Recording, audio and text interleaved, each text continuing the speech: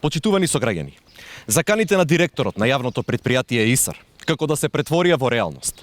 На 40 степени Целзиусови половина град остана без вода повеќе од 24 часа. Врв на неспособноста што од страна на локалното раководство. Граѓаните се обвинети дека дефектот настанал поради големата потрошувачка на вода.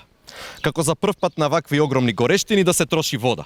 И наместо директорот да троши енергија на пишување статуси со закани за рестрикции на вода, редно време е да се позанимава со зајакнување и подобрување на водоводната мрежа.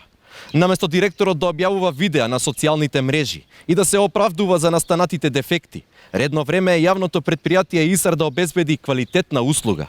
Наместо Социјалдемократскиот сојуз во изминативе 4 години да ги реализираа сите ветени проекти поврзани со водоснабдувањето на градот, за сметка на садењето на цвеќиња, тие ги оставија Штипјани жедни поради бројните исклучувања на вода од нивните чешми. Очигледно е дека во ова јавно предпријатие владее неспособност на менаџерско ниво, кое треба веднаш да си даде оставка, затоа што во овој летен период и време на пандемија ги остави Штипјани без вода.